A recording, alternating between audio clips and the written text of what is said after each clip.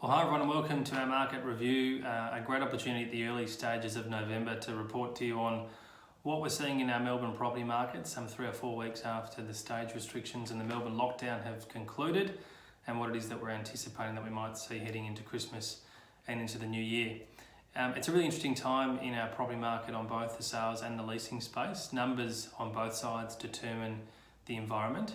In our leasing arena at the moment, we're currently seeing the supply of rental properties probably at its highest for this time of the year for a very, very long time. We're carrying about 100% more property than we would anticipate as being normal in our rental market, and that's across the board in Melbourne. So there is a heavy supply of property that's available for lease, which has been created by the effective bottleneck of the Melbourne lockdown situation.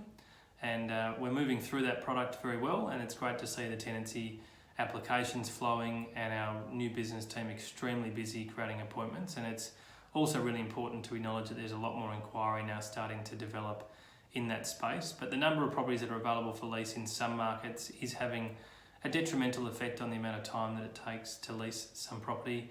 It's also having an effect on rents in some segments of the market. So it's really important that we can communicate the need for landlords to be a little bit open-minded and flexible as we work through these conditions. We expect that without that interstate migration and the overseas migration, overseas students, some of the people that particularly would push our rental market along not being here, that we will be in a situation for the next 2 to 4 months that we'll see conditions remain fairly much the same. As far as the sales numbers go, it's a very different story. There's no oversupply, there's an absolute shortage of quality property available for sale. So many people have chosen to sit tight and wait and see what the market's doing before making a decision to sell. And again, the effective lockdown has knocked out a big part of our spring selling season.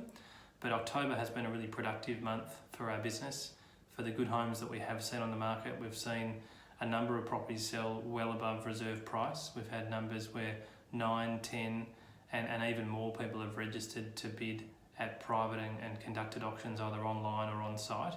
So there's some real confidence in the market around people that are looking to upsize, people that are looking to take that next step. I think many families that have spent a lot of time at home are naturally looking for a little bit more space and a little bit more room as we see people make decisions around lifestyle and change. So the sales market is buoyant.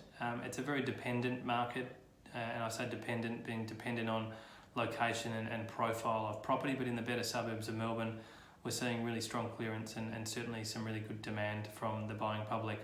Interest rates today or yesterday, being Cup Day, were announced to now head to all-time low levels, and that will continue to, I expect, to drive that property market in the sales and buying arena. So it should be an interesting period to watch. One thing that we're keen to do is to continue to communicate with our customers, and we're certainly open to having a chat to you about any of your needs, be they buying, selling, or just general advisory as to your own independent property situation. So we'd love to help you, we'd love to continue to serve you, and we thank you for working with us through what's been one of the more challenging years for all Victorians in business. We thank you for your patience, and we look forward to staying in touch and wishing you all the best in the lead up to Christmas. All the best.